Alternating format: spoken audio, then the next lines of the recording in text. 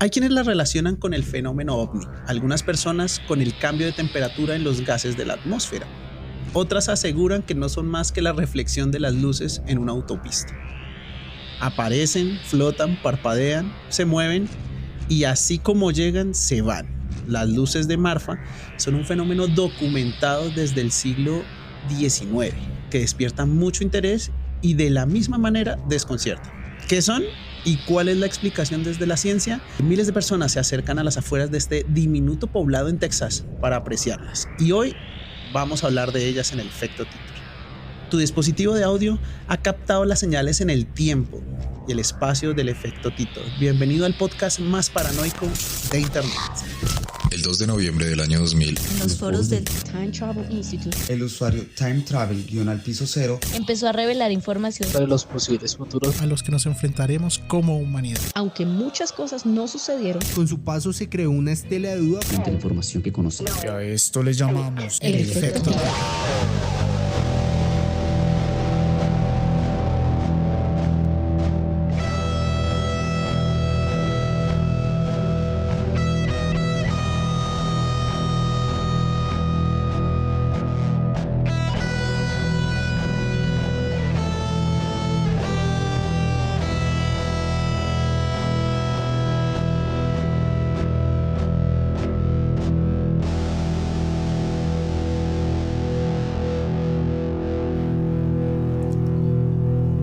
Caballeros, bienvenidos a la autopista texana por excelencia. ¿Qué tiene Texas con las cosas, por Dios? No sé qué tiene Texas, pero sabes, es como Cuernavaca estadounidense. Todos los primos se casan entre ellos, ven cosas raras, disparan al techo y ¡ajua! Hola amigos, ¿cómo van? Qué bueno estar de regreso y con un tema tan interesante. Escuchan esa vocecita, no la del gato, el gato siempre está ahí. Sí, siempre. Siempre. Pero hoy tenemos de invitado, volvió, porque la gente lo pedía, oiga, que ¿dónde está Carlitos? ¿Qué más? Carlitos volvió, nuestro profesor de cabecera. Estamos en época mundialista, y entonces dirán, pero hay un cambio. Sí, entramos el aguatero por izquierda, que era Camilo, entra el DT, el director técnico, entra desde la banca porque se mamó de ver que la cagara Camilo. Es una teoría interesante y la vamos a abordar durante este episodio. Bienvenido, Carlos, ¿qué tal? ¿Cómo vamos? Bien, chicos, gracias. Muy contento de estar de nuevo aquí en el efecto Titor, aportando investigaciones, aportando historias para las cabecitas de los curiosos que están con nosotros escuchándonos en el efecto Titor. Gracias. Hoy tenemos un tema interesante y es lucecitas en la calle. Básicamente, eso es el resumen en Texas. O sea, viene con gente. Tiene ¿sabes? Contenido. Como Whitexicans, pero en Estados Unidos, o sea, sí son basura blanca, pero buena gente, son chéveres. Esto pasa en un condado de Texas que se llama Marfa. ¿Por qué? Primero los voy a ubicar espacialmente, ya lo hemos dicho, estamos en un condado chiquito de Texas, pues está entre Estados Unidos, el límite de Estados Unidos y el estado mexicano de Ajua, Chihuahua. Yo creo que en esos dos lugares, en ese bello muro imaginario por ahora, pasan cosas bonitas para nosotros los fans de lo paranormal. Sí, siempre es como si haya, bueno, sabemos que hay sitios en el planeta que tienen una conexión especial para las cosas paranormales, pero hay como kilómetros a la redonda específicos que están destinados a que las cosas raras pasen. Una mística en el aire, sí, estoy de acuerdo con eso. Además creo que se juntan esas dos culturas, diría tres culturas fuertes, ¿no? De la región, todo lo que tiene que ver con ese simbolismo de las tribus originarias de América. ¿Cuáles tribus? No, mentiras. ¿Cuáles tribus? ¿Las que exterminamos? Las que exterminaron, sí. Lo poco que queda de ellos, que pues creo que permean, ¿no? Toda esta zona y toda esta mitología de este sector. Obviamente la facilidad de creencia y de conexión con lo místico de los latinos, en este caso pues de los mexicanos, ¿no? Digamos, ellos son más norteamericanos que latinos, pero tienen mucho de este poder especulativo y el fanatismo gringo, ¿no? Entonces creo que abre las puertas a tener, como dicen, teorías de muchas cosas muy, muy, muy interesantes.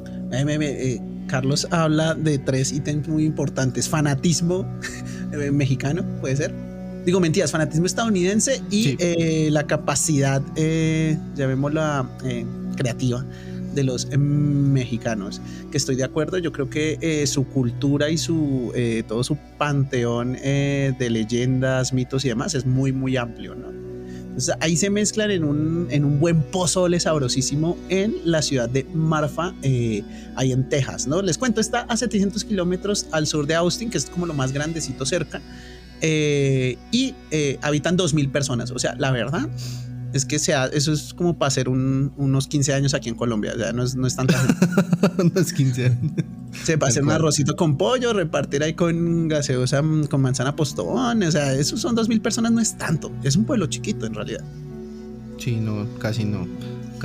Pero bueno, es que eso siempre pasa cuando te robas un estado entero, ¿no? No puedes quitar todo lo que, pues toda la cultura que trae.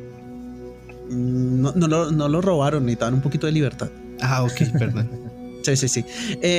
Miles de personas acuden al año. O sea, cuando hablamos de miles, quiere decir que van muchos más de los que viven allá. Ok, sí, claro. Sí, porque pues, más de la mitad.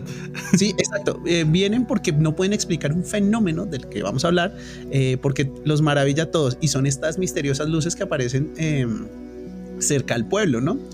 Les cuento, durante los instantes previos a la llegada de la noche o en los minutos anteriores al amanecer, luces del tamaño de una pelota de básquetbol se pueden apreciar a la distancia sobre la llanura desértica y sobre las elevaciones en dirección a la montaña de Shinatí. Por ello, el centro de la observación de las luces de Marfa, porque ya tenemos centro de observación, eso debería pasar aquí. Sí, claro. Centro de observación del Moan. Por ejemplo, aquí aparece un montón de cosas. Aquí también hay bolas de fuego, ¿no? Es un mito muy latinoamericano, la bola de fuego. ¿Por qué no tenemos un centro de observación de bolas de fuego? Uy, suena hasta pornográfico. Pues yo creo que sí, por eso pues ya tenemos el término de fuego fatuo. Pero sí. No acá. No acá. Sí. Carlos, ¿usted cree que debería haber más inversión para este tipo de fenómenos, o es que nosotros ya estamos muy fumados? No, yo creo que sí es algo que amerita la pena ser investigado, y es que es un fenómeno muy extraño, porque como tú decías al inicio del programa, teorías muchas y relativamente buenas, ¿no? Digamos, apoyadas sobre un método científico, entonces que este tema de los gases y demás, pero la conducta de las luces deja a todo el mundo loco dentro del proceso de sacar alguna conclusión. Entonces sí creo que amerita ser un poco más investigativo. Yo sí creo que los fuegos fatuos ya es un concepto que nos ha permeado a todos, pero no sabría decir si es acogido entre nosotros. Claro, es que nosotros tres aquí presentes y muchos de nuestros escuchas saben que es un fuego fatuo. Por lo menos vieron Brave, ¿no? Vieron la de Disney, donde tienen un referente visual de qué estamos hablando. Gracias, Disney, por mantener vivos esos valores chéveritos. Pero resumiendo, un fuego fatuo, por nuestra mayor fuente de información verídica, que es la Wikipedia, es un fenómeno consistente en la inflamación de ciertas materias, fósforo, metano principalmente, que se elevan en las sustancias animales o vegetales en putrefacción y forman pequeñas llamas que se ven arder al aire en poca distancia. Pues esa es la forma técnica en la que la gente dice esto es lo que está pasando, ¿sabes? Es una combustión chiquita de ciertos materiales químicos en el aire que generan pequeños fuegos en el aire. Eso es un fuego fatuo. Ahora, eso es la versión para científicos. Están relacionadas en la mayoría de mitologías con fantasmas, con apariciones. Lo más probable es que las bolas de fuego latinoamericanas estén relacionadas con estos fuegos fatuos. Sí, es posible, pero ya muy grandes. Es un fuego totote. Bueno, sí, cabe aclarar que dentro de toda la investigación que hay en los fuegos fatuos no es como que haya una medida específica, ¿no? Sí, aquí sabemos en todo el mundo y aquí en el efecto que el tamaño no lo es todo. Exactamente, así Lo importante es dónde aparece, de qué forma, cómo asusta. se mueve. Exacto, lo importante es cómo se mueve. Y los fuegos y las bolas de fuego aquí en las zonas pueblerinas de Colombia se mueven peligrosos, se mueven rico. Sí. Y asustan a los borrachos. Pero bueno, les cuento que Kendra Jones, que es la directora de esta agencia de Laca Consulting y demás, vive muy cerca del centro de observación, ¿no? Y en diario con un periódico español llamado La Nación explica que se genera mucho misterio en torno a las luces y a la interpretación de ellas, porque, valga la redundancia, es muy subjetiva. Parecen como faros de automóviles a lo lejos, pero también hay historias sobre ellas que se remontan hasta hace mucho, y ahí es donde vamos a arrancar nosotros. Finales del siglo XIX, época anterior al invento de nuestro amigo Carl Benz, o sea, antes del auto. Ok. Aquí decimos, sí, luces de auto. Pues explíqueme cómo es que la vemos antes de Carl, ¿no? Ajá. Sí, es posible. Pues ahí, aparte de eso, yo siento que nunca ha sido lo de las luces de auto por la forma en que se mueven, ¿no? Aparte, pienso yo, ¿no? Aquí desde la ignorancia, si ustedes tienen la oportunidad de verlo, no es algo constante, pienso yo. Generalmente cuando es una sombra o un reflejo es una sombra constante, ¿no? Esto es como si parpadeara y aparte se mueve. Sí, sus movimientos suelen ser muy erráticos, ¿no? De estas luces de Marfa no suelen ser como muy... porque es que suelen estar elevadas también de la Tierra. Entonces, a ver, un carro volador en esas épocas tampoco. Pero Titor tal vez tendría la respuesta, no sé. Titor podría viajar y decirnos, pero mientras tanto nosotros vamos a hablar de los registros históricos, porque la gente dirá, estos hijoputas solo hablan mierda. Entonces vamos a hablar del primer registro más o menos documentado de la aparición de las luces, que es del 26 de marzo de 1883. 2 años después de la mismísima fundación del pueblo, o sea, a nada, pusieron el pueblo. O sea, si ahorita hay 2000, yo me imagino que cuando lo fundaron eran 3. Sí, pusieron el pueblo y vieron las luces y dijeron, ay no, ahora nosotros. Ay no. En aquel tiempo un vaquiano, esta es otra forma de hablarlo, durante el capítulo de La Bestia de Shodan hablamos de vaqueritos, aquí le dicen vaquianos. Hay buenas formas de hablar de una persona que cuida vacas, hay muchas opciones. De 16 años, llamado Robert Reed Ellison, se encontraba descansando junto a su ganado en algún punto de Texas, Ajua. Tal cual. Y de acuerdo a las anotaciones de sus propias memorias reproducidas en el sitio de la asociación, porque eso es lo chévere, tener su propia asociación, de revisar las luces, el adolescente observó como si las montañas distantes se le hubieran acercado. Y sin saberlo, eso fue el primer registro, porque pues todas las montañas se llenaron de luces. Interesante. Aquí cabe aclarar que aparte de otro tipo de fenómenos, por ejemplo, cuando hablamos de los fuegos fatuos, siempre se han descrito, o en el caso de la bola de fuego, se describen en zonas selváticas, ¿no?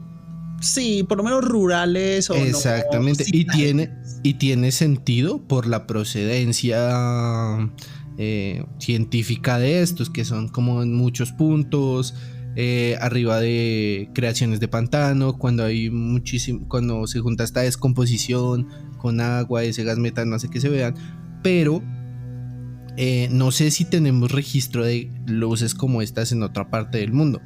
Caso de que no que yo sepa, eso es lo que lo hace más interesante, porque volvemos a hablar de un fenómeno que, tras de que no tiene una explicación cercana a lo que ya conocemos, es en ese sitio, ¿sí? Yo creo que ese es el punto focal de todo esto, y es que por eso se llaman las luces de Marfa, ya es marca registrada. Sea. ¿Por qué? Sí. Porque sí hay fuegos fatuos, bolas de fuego, pero sabes, no es como, uy, aquí siempre se aparece, mira tal hora, y o sea, es tan así que la gente anualmente va al pueblo.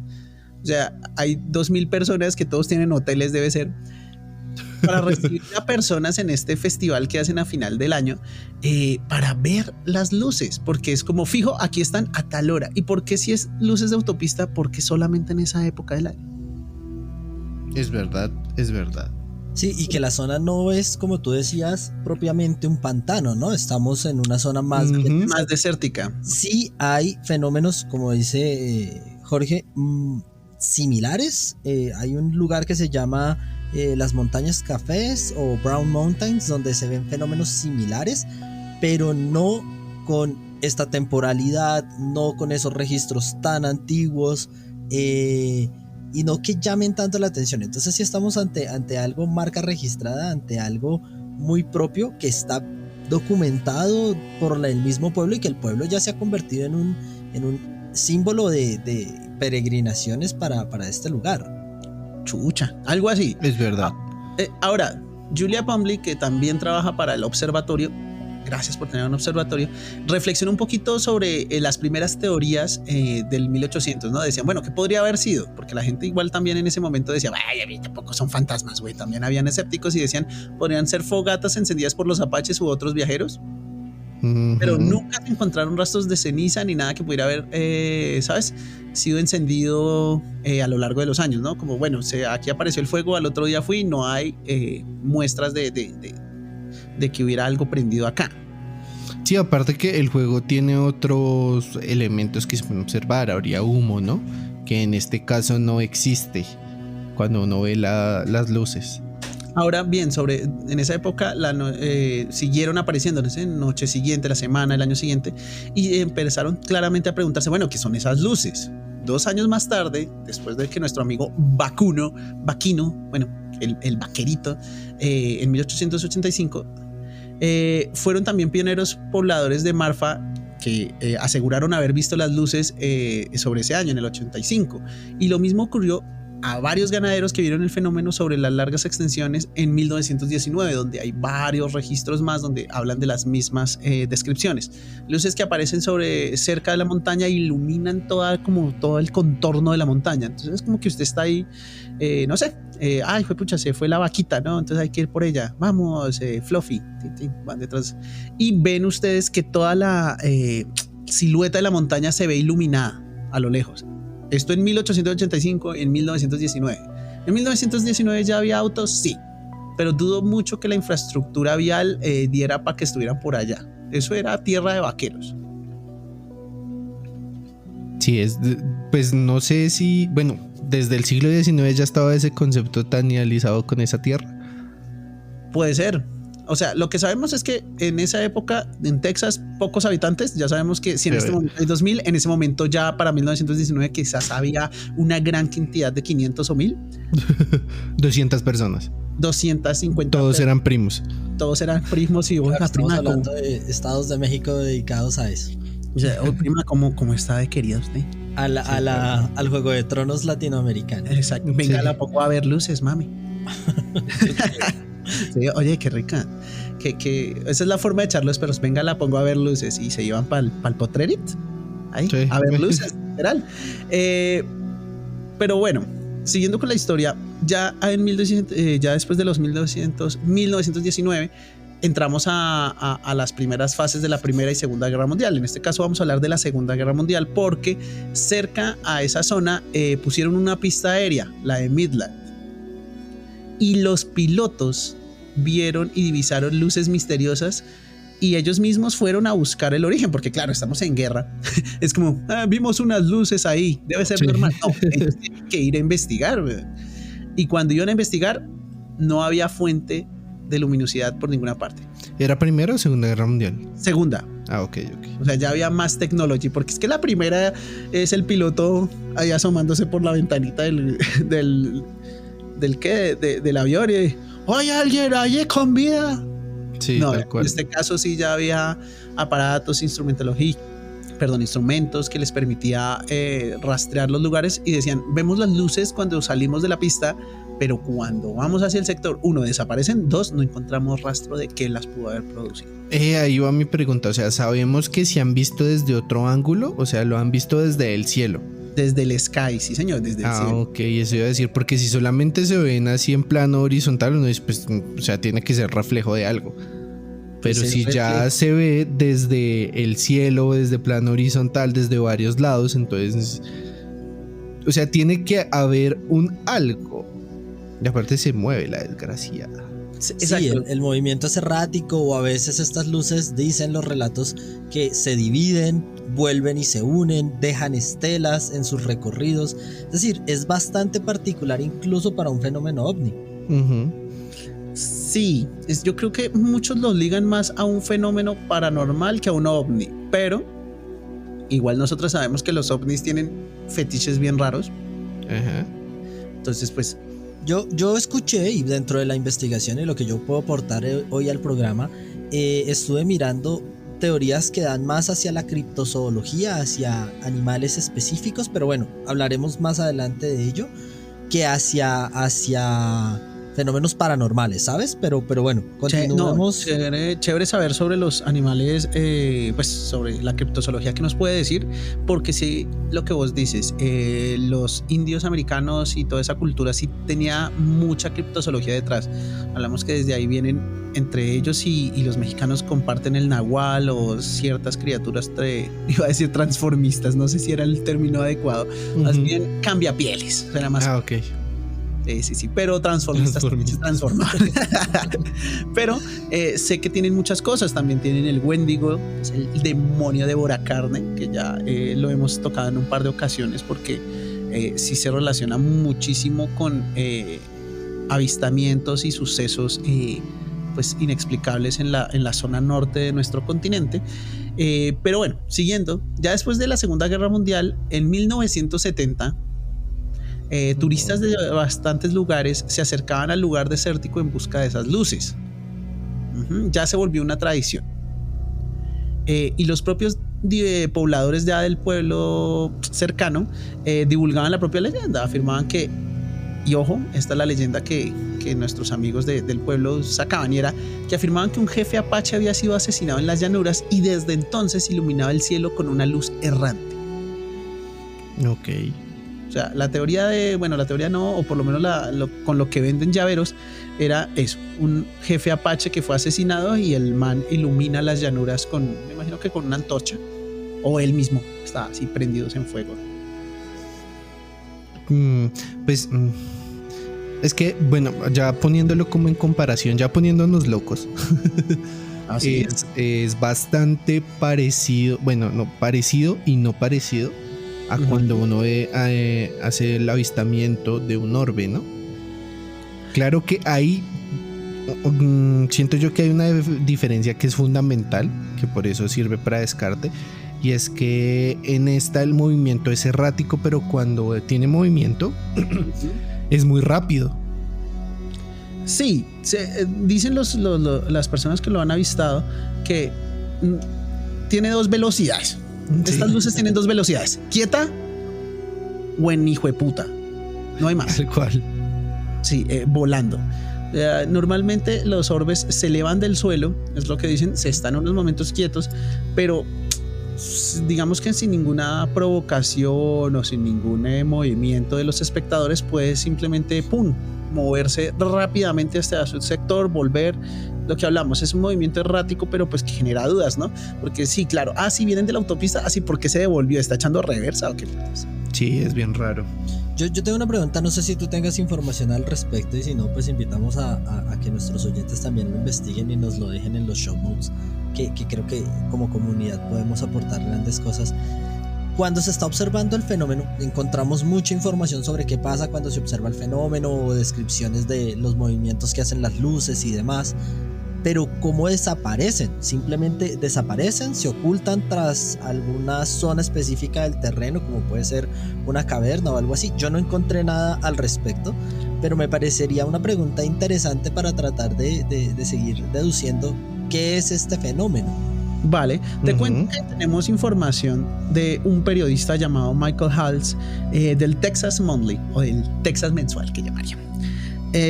Michael Hall fue precisamente a documentar. Le dijeron: hey, ven, viejo, usted está haciendo prácticas, vaya, saque una historia de esto, a ver qué tal. Y el hombre afirma haber ido en 2006 con su cámara y empezar a ver que las luces aparecieron ya sobre el anochecer y bailaban alrededor de ellos, tanto de su camarógrafo como de él. Bueno, tenemos que hablar que mágicamente, como pasan en estas cosas, la cámara no grabó este asunto, aunque sí hay bastantes registros, ¿no? Hay bastantes registros, fotografías que pues pensamos subir a los show notes de cómo se mueven las luces, ¿no? Pero en el caso de Michael Hall, afirma dentro de su artículo, las luces, y abro comillas, bailaban a nuestro alrededor juguetonas, como si quisieran comunicarse con nosotros. Juguetonas. Bastante juguetonas. Y dice que eventualmente, cuando ellos intentaban acercarse, como que se evaporaban. Es el término, evaporar. Sí, es que ese sería bien interesante. ¿Cuál es el registro más cercano que hay de la luz? Porque pues en la mayoría de videos que se encuentran es como, sí, estoy a 300 kilómetros de la luz, allá sí, al fondo se ve que se mueve, y aparte si está tan lejos, entonces son grandes. Son grandes. Pero sí sería interesante ver, porque pues la distancia también abre la posibilidad de que puede ser de alguna forma un reflejo de o una reacción física de algo. Exacto, y mucha gente ha intentado seguir porque claro, durante tantos años hablamos que sus primeras observaciones son del 1885. Hay personas que se obsesionan con esto. Bueno, este es el caso de James Dean, que se alojaba en un hotel cercano a la ciudad sobre 2017, ¿vale? Ahí usaba un telescopio y normalmente veía a las luces durante la noche. Y él afirmó que durante estos meses de seguimiento no había forma de predecir cuándo aparecerían las luces. Dice que por lo menos hay unos 30 avistamientos al año. Y siempre más o menos de los mismos, es sobre el alba o sobre la noche, sobre el alba o sobre el amanecer. Sí, pues tampoco es que sea súper constante, ¿no? 30 avistamientos al año. Y teniendo un centro de observación, pues se me hace poco. Pero es que no debería aparecer nada. O sea, usted dice, es poco. Sí, bueno, pero es que de por sí no debería aparecer nada. No, claro, yo creo que la posición es poco porque estamos tratando de racionalizar el fenómeno, ¿no? Estamos tratando de pensar qué podría ser. Y la pregunta que queda en el aire es ¿a qué situación o a qué fenómeno le podría interesar manifestarse 30 veces de 365 días que tiene un año, ¿no? Teniendo en cuenta que las observaciones hayan estado dentro de esos parámetros. Porque, por ejemplo, repito, algo de información que yo he encontrado es que incluso se han barajado teorías de animales que tienen fotoluminiscencia, ¿no? Que devoran y generan luz propia. Pero como pues tú no te alimentas únicamente 30 veces en el año, ¿no? O habría que mirar qué tipo de fenómeno sería. Si lo pensamos en un fenómeno ovni, tendríamos que preguntarnos, ¿esas 30 veces en el año fueron constantes? ¿Fueron siempre los mismos días del año? ¿Nos estarán visitando? ¿Estarán construyendo unas pirámides ahí? No sabemos, ¿no? Digamos que eso es como lo que creo yo que Cristian está tratando de pensar y estoy de acuerdo con él en... Sí, exacto. Es algo poco y es algo extraño que solamente se vean 30 veces dentro de un periodo de observación de todo un año.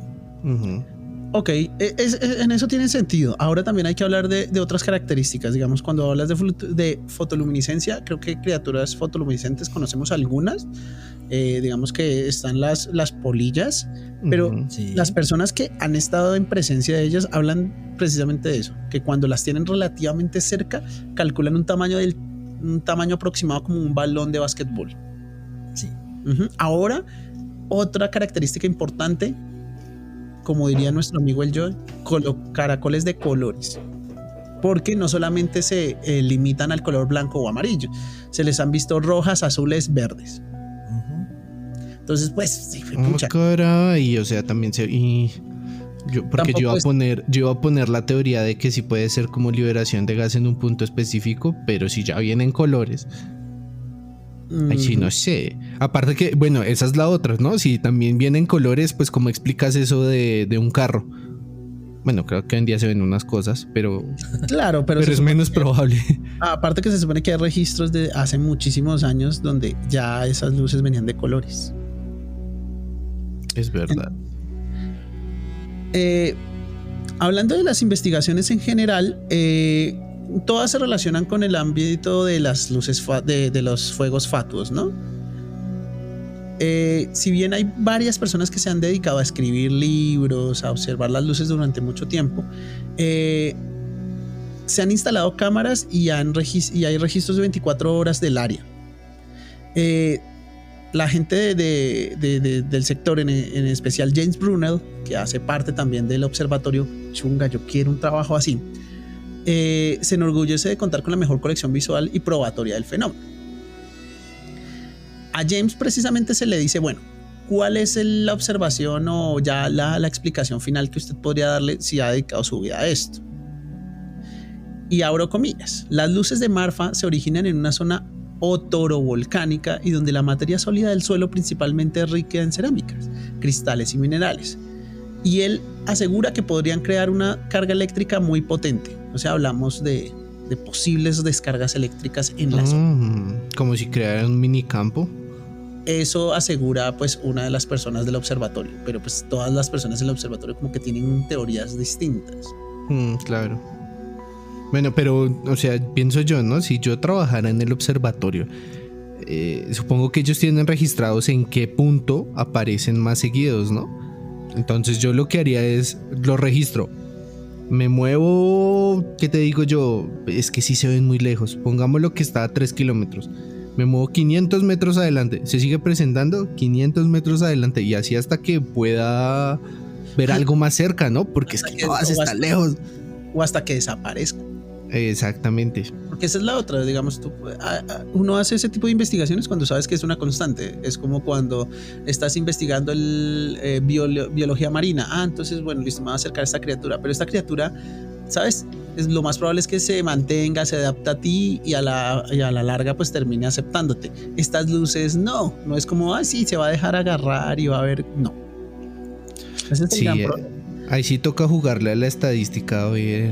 Pues, o sea, para encontrar un registro más cercano, porque puede que haya otro fenómeno que venga acompañado como, no sé, sonido o un olor a algo que uno puede decir, claro, es que es esto. Pero así de lejos es complicado, pero también entiendo que es muy jodido. Aparte es 30 veces en un año, supongo que no es en un periodo específico, sino en todo el año pasará. No es como que tiene temporalidad, que, sí, es temporada de luces de Marfa. Sí, algo así. Además, como decía Jorge, las respuestas que se le han dado a este fenómeno y sus, por consecuencia, investigaciones, vienen siempre desde un sector paranormal, ¿no? Entonces, cada quien apunta hacia lados diferentes. Hay un libro donde encuentran más información acerca de esto, que se llama América Paranormal, de Frederick Carson, búsquenlo así. Y ahí podemos ver parte de los registros que se han hecho sobre este fenómeno, pero volvemos al punto, no parecen ser muy detallados, muy profesionales, porque claro, como dice Cristian, deberíamos tener en cuenta variables como el sonido, no solamente la imagen, no solamente lo que se está captando en cámara, sino también otros. Pero bueno, el libro trata de hacer un recuento, como nos lo ha dicho Jorge hasta ahora, de esa mitología que ha ido acompañando desde la fundación del pueblo la aparición de estas luces y de estos fuegos fatus. Totalmente. Y si hablamos de la explicación que a la larga más se ha viralizado, y yo creo que cuando ustedes quieran googlear esto, lo más probable es que la explicación de las luces de las carreteras sean la más, más popular. Esta apareció en 2011 de mano del investigador Carl Stefan, un grupo de colegas que publicaron el estudio en un journal de científico, ¿no? Ellos buscaban arrojar luz y dijeron básicamente, de acuerdo al estudio, las fuentes de luces eran de los faros de los vehículos que circulaban por la mítica autopista 67. Una ruta que está ubicada 20 kilómetros al sur de la zona donde normalmente se visualizan. O sea, hablemos de que hay una zona y a 20 kilómetros de esa zona hay una autopista. Entonces dicen que desde ahí vienen las luces. ¿Por qué? Aquí viene como el racional de todo esto. Dice, por medio de un espectrómetro extremadamente sensible, sensores infrarrojos de ultravioleta descubrieron que a las afueras de Marfa las condiciones atmosféricas eran capaces de deformar las luces provenientes de la carretera. Según Stefan y su equipo, en el momento en que las luces llegan a ser percibidas por el ojo humano desde el centro de observación o similares, ya no se asemejan a las luces de los automóviles. Por lo tanto, los especialistas concluyeron que la densidad del aire, la temperatura, la humedad de la zona crean condiciones perfectas para que se distorsione la luz de tal manera que sea desconcertante. Bueno, en ese caso yo creo que eso se puede replicar, ¿no? Eso puede ser viable. Habría que uno decirles, bueno, a ver, hágalo. Sí, a ver, te quiero ver. Yo creo que más desconcertante es porque hay registros entonces tan antiguos de momentos, como ya se habló aquí en el programa, de momentos en los que los coches no existían y ya se hablaba de luces dentro del mismo espacio. Y dos, porque también sabemos que hay avistamientos desde arriba, desde el cielo. Es decir, exactamente. Eso Cristian ya lo había comentado y creo que está bien, doctora, gracias, pero ya siéntese, señora, queremos más información, porque pues no suena muy concluyente. Queremos información no verídica también. Entonces, Sí, claro. La otra explicación que creo yo que, bueno, también tienen fundamentos muy, muy científicos y ustedes me desmentirán cuando lo empiece a charlar, es la refracción de la luz que se genera en distintas capas del aire y por diferentes temperaturas. Esto pasa mucho en los desiertos. Estamos hablando en general de los espejismos y en este caso su hermana prostituta, ¿Qué? lo que se denomina Fata Morgana. No sé si saben eso de él. Ya. Es la ilusión óptica, digamos que inversa, ¿no? Sí, tal cual. Les voy a contar por encima qué es el Fata Morgana. Primero, recibe el nombre del italiano Fata Morgana también y quiere decir pues Hada Morgana. No se mataron mucho. Sí, no. Hacen- Creativos no fueron. Sí, hacen referencia a Morgan Le Fay, el Hada Morgan y hermanastra del rey Arturo. O sea, Morgana, la de toda la vida, la que de Sí. la leyenda artúrica, ¿no? Sí. Según las leyendas, era una hada cambiante. ¿A qué se debe el efecto? Se debe a una inversión de temperatura. Objetos que se encuentran en el horizonte, como por ejemplo islas, acantilados, barcos, adquieren una apariencia alargada y elevada, similar a castillos de cuentos de hadas. Por eso se inventó el nombre. Ujú. Ok, tiene sentido. Esto pasa mucho en las costas y en los desiertos. Ujú. Y ahí es donde podemos ver que los barcos flotan porque se elevan un poquito de la línea marítima. Ok. Y esto es porque hay una separación entre el aire caliente y el aire frío. Ujú. El aire frío claramente es más denso, el aire caliente menos. Por eso es que se elevan los globos aerostáticos. Y lo que hace es que refracte la luz, produciendo una imagen invertida. Entonces, recuerdan que hace varios meses hablamos de las ciudades en el cielo. Sí. Varios meses. Ish. O sea, ya estamos cuchos. Bastantes meses, sí, ese programa no sabría decir qué número fue, pero bastante viejo. Se reedita, carajo, para que sea pronto y así nos ahorramos temas. Mentira. Remake. Porque usted no lo pidió. Remake. Sí. Los efectos Fata Morgana son espejismos superiores, diferentes a los espejismos inferiores, que son los que les digo son más habituales, que Ujú. crean las ilusiones de lagos y aguas distantes, que son los que pasan más en el desierto o en carreteras de asfalto muy caliente. Sí, aparte hay que tener en cuenta que de avistamientos de estas luces se han visto incluso en el aire, y por aire me refiero a que si tú lo ves así muy lejos, porque sigo diciendo que se ve muy lejos, puedes decir, eso está como a 2 metros del suelo, pero hay unos que se ven ya en el cielo que puedes decir, eso está como a 15 metros del suelo. Está recholojo que lejos. Ahí es la otra, digamos, hablamos de que Fata Morgana es la contraparte del espejismo tradicional, que es el que ocurre en qué zonas, desiertos y asfalto caliente. ¿En qué zona estamos? En desierto y asfalto ultracaliente. Entonces, ¿por qué veríamos lo que normalmente se verían en costas y en el mar? Es que si bien el efecto Fata Morgana lo explicaría hasta cierto punto de, ok, las luces, pero uno no pasa normalmente de noche. Si uno habla de lo que normalmente ve de Fata Morgana y de los espejismos inferiores, que es el clásico del agua, pasa durante el día. Claro, a mediodía, con pleno sol, con mucho calor. O en la mañana. Es lo que normalmente dicen, digamos, Ajá. en el caso del Fata Morgana en el mar, que vamos a ponerles una imagen muy chimba donde se ve un barco sobre el aire y uno dice, chingada madre. Pasa durante la mañana, pero horas de la mañana, 9, 10 de la mañana. ¿Por qué esto pasa a las 10 de la noche, 11 de la noche? Digo, perdón, en la madrugada. En el caso de Austin, Texas, pasa a las 5 o 6 de la mañana o a las 5 o 6 de la tarde, que son zonas donde ya, bueno, zonas horarias donde el sol ya no te impacta de la misma forma. Y si bien Claro.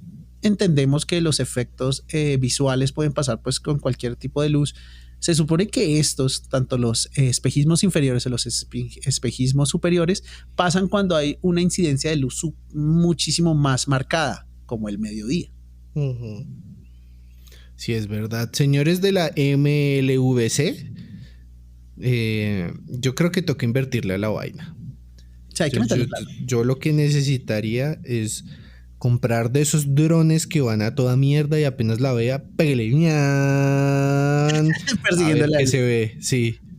Sí, porque algo se puede ver, al menos, no sé, como que se extingue, tipo si fuera un fuego fato, que al final cuando uno está más cerca se ve cómo le sale un mito y uno dice, bueno, puede ser cualquier salida de gas o puede ser Sí.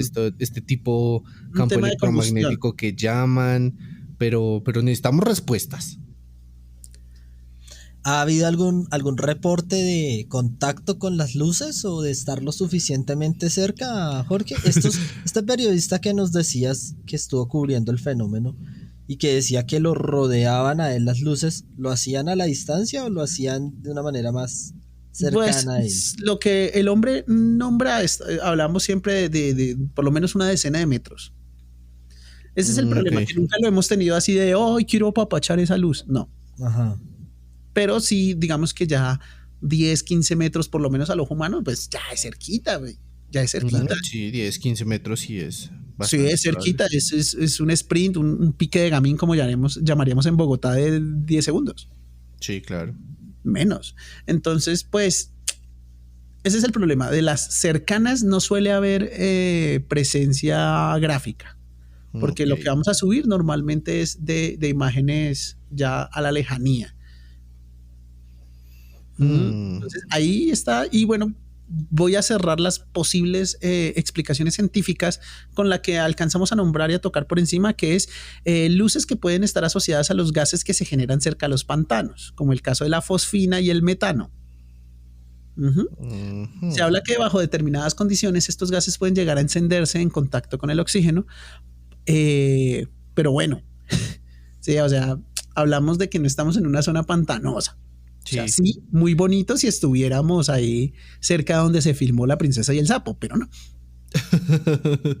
Sí. Pero para hablar del último pantano que se data en esa zona, pues se produce fenómenos muy, muy antiquísimos. Estamos hablando de, uy, eso fue en el Pérmico. Entonces, no. Ich. O sea, tendríamos que hablar de millones y millones de años atrás. Entonces, pues, Exacto. descartado Sí, por mí, por mi definitivamente. autoridad. Definitivamente el tema de las luces de Marfa es complejo y es extraño buscándolo puntualmente. En cuanto a fenómenos similares, que era algo que comentaba Cristian en su momento, yo tengo registros acerca de un lugar que se llama las Montañas Cafés o Brown Mountains, donde también se han visto fenómenos similares y registros similares, y esto se ha asociado más por el lado de la criptozoología. Hay un escritor e investigador, Jonathan David Whitcomb, para que lo busquen, y un libro que se llama Pretosaurios en América o Pretosaurios vivos en América, ¿no? No sabría si esa es la traducción literal del libro, pero lo pueden buscar así. Prietosaurios. Y habla sobre bien prieto.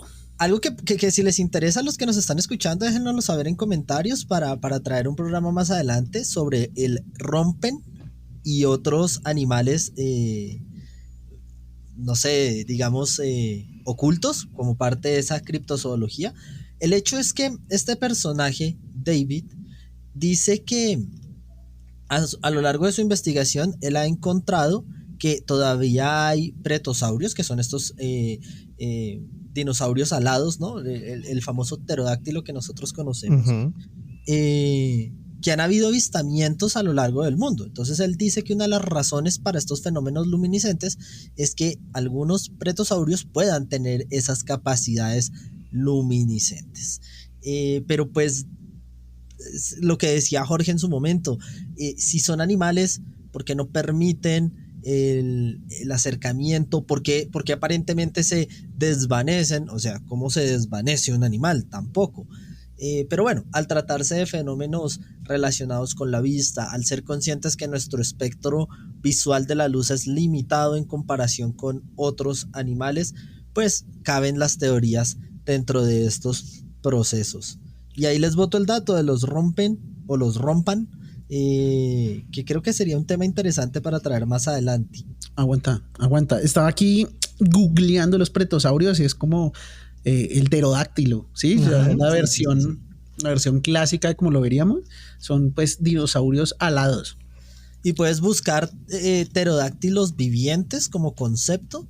Y ahí creo que hay un tema interesante de investigación. Y pues este personaje, David, dice dentro de su libro que así como se han encontrado pterodáctilos vivos en otros lugares del mundo, pues en América podríamos también tener fenómenos similares y que podrían ser un punto de partida para tratar de esclarecer fenómenos como las luces de Marfa o las luces de Montan Brown. Pero claro, falta investigación, falta apoyo, falta muchísima información al respecto, y nosotros creo que lo que queremos como siempre es traerles a los oyentes un misterio más para estimular sus mentes y que investiguen a partir de ahí. Chucha, denso ahí. Pues bueno, chicos, les cuento que es un tema cortico pero muy interesante. La verdad es que ya pueden empezar a hacer sus conjeturas, porque tanto el observatorio como los turistas no hemos logrado identificar qué carajos pasa en Marfa. Así que usted tiene dinero, quiere ir a Texas y conocer el amor de su vida mientras le dispara al cielo, bueno, puede ir a echarle una mirada a las luces de Marfa y contarnos qué carajos opina usted. Mientras tanto, pues nos despedimos. Queremos agradecerlos por acompañarnos en un episodio más y esperamos nos acompañen en 8 días con un tema bien interesante también. Así que muchísimas gracias y un abracito desde la mesa de redacción. Chao, chao, se cuidan. Nos estamos viendo el otro jueves. Bueno, escuchando. Chao, chao, chicos. Y bueno, esperamos sus comentarios dentro de los show notes y compartir el programa como siempre.